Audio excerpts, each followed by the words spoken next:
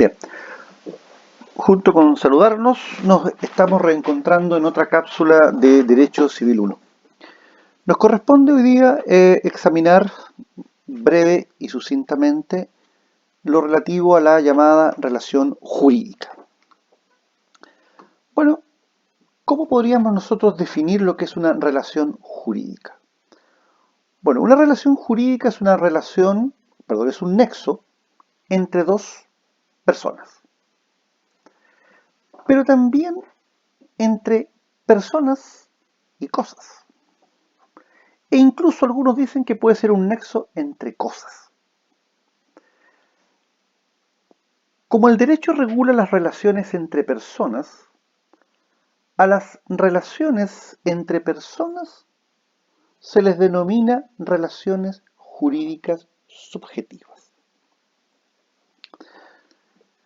En este minuto no vamos a entrar a cuestionarnos si es posible las relaciones jurídicas reconocidas por el derecho entre cosas, sino que nos vamos a quedar con las llamadas relaciones jurídicas subjetivas, es decir, aquellos nexos, aquellos vínculos entre personas, sean estas naturales o personas jurídicas. Ahí ustedes tienen una definición de relación jurídica que dice que es la relación entre dos o más sujetos, regulada por el derecho objetivo, es decir, la ley, en virtud de la cual el derecho objetivo, atribuye a uno de los sujetos de la relación un poder y al otro un deber que está en la necesidad de cumplir para satisfacer el interés que el sujeto titular del poder está llamado a realizar con el ejercicio del mismo. Por lo tanto, la relación jurídica es un vínculo, un nexo, que el derecho objetivo, que la legislación, que el ordenamiento jurídico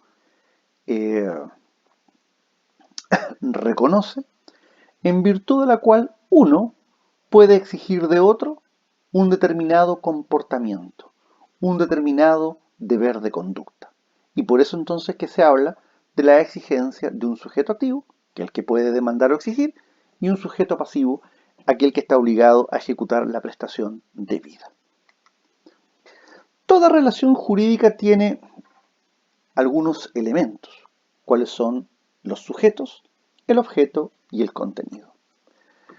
Los sujetos de la relación jurídica son las partes. Y estas son más bien dicho, el sujeto activo y el sujeto pasivo. Las personas que intervienen en una relación jurídica, como lo dije, pueden ser personas naturales, o sea, todo individuo de la especie humana, cualquiera sea su edad, sexo, estirpe o condición, o una persona jurídica, es decir, un ente ficticio creado por la ley, capaz de ejercer derechos y contraer obligaciones.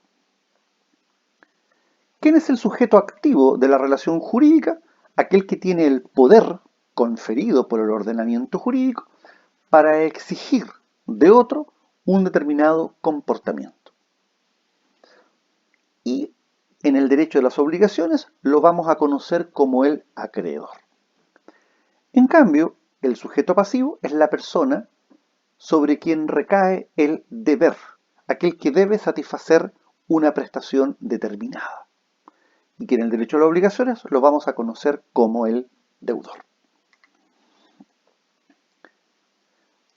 Las relaciones jurídicas pueden ser simples o pueden ser complejas.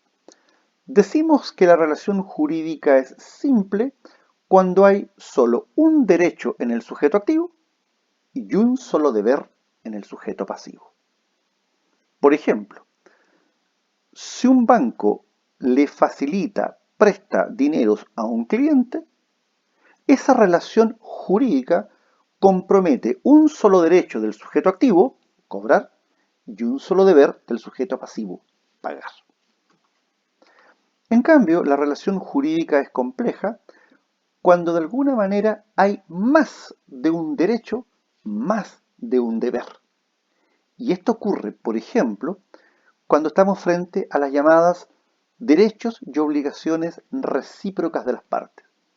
Por ejemplo, el contrato de compraventa genera derechos para el vendedor, obligaciones para el vendedor.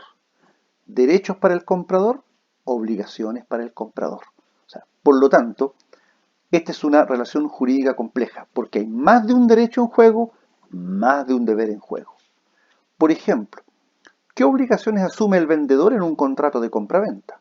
Entregar la cosa vendida y sanear la cosa vendida. Ya vamos a estudiar en su oportunidad qué significa que el vendedor deba sanear la cosa vendida. En cambio, ¿cuáles son las obligaciones del comprador en un contrato de compraventa? Pagar el precio y recibir la cosa comprada. Por lo tanto, esta es una relación jurídica compleja. El segundo elemento es el objeto, es decir, la entidad sobre la cual recae el interés. Y este objeto pueden ser bienes materiales, o sea, percibibles por los sentidos, o bienes inmateriales, no percibibles por los sentidos. Pueden ser servicios, puede recaer sobre vínculos de familia, etcétera, etcétera. Y finalmente, el contenido de la relación jurídica. El contenido no es otra cosa que los poderes y deberes que ella encierra. Por lo tanto, los poderes y los deberes son el contenido de la relación jurídica. Ustedes tienen ahí a la vista un conjunto, o sea, más bien dicho, una clasificación o una categorización de relaciones jurídicas. Hay relaciones jurídicas declarativas y creativas, de contenido real y de contenido personal, de la personalidad, de familia, corporativas, de tráfico, expectativas, derechos condicionales y eventuales. Yo me voy a quedar solamente con algunas de ellas, más que nada para que ustedes vayan teniendo, les voy a dar una pincelada, el resto lo dejo para que ustedes lo puedan leer y plantearme las dudas que sean del caso formular. ¿Cuál es una relación jurídica declarativa? Aquella que se limita a dejar constancia de algo, perdón, de la existencia de un derecho y una obligación correlativa. A ver, en el fondo, la declarativa es aquella que, o sea, la relación jurídica declarativa lo que hace en el fondo es que a partir de un momento determinado debemos entender como existente un vínculo o un nexo entre personas. Por lo tanto, lo que se hace es declarar, reconocer la existencia de algo que antes no tenía existencia. En cambio, la creativa es lo que de alguna manera constituye, modifica o extingue una realidad jurídica. Por ejemplo, cuando yo estoy pagando, estoy extinguiendo una relación jurídica, pero en sí misma el pago es una relación jurídica.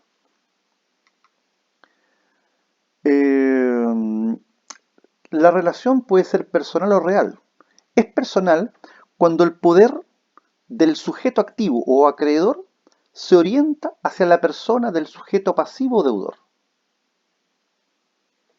Ejemplo, cuando un banco facilita dinero a un cliente, la acción de cobro del banco a aquel cliente que no satisface la prestación debida, es decir, no paga el crédito, es una relación jurídica personal, porque el poder de la cobranza del banco hacia el deudor es, desde un punto de vista, persona a persona. En cambio, la relación es real cuando el poder del sujeto se orienta sobre una cosa. Por ejemplo, el dominio que se tiene sobre los bienes que conforman el patrimonio de una persona. Soy dueño de mi casa, soy dueño de mi automóvil, soy dueño de mi teléfono celular, soy dueño de mi bicicleta, soy dueño de mi vestimenta.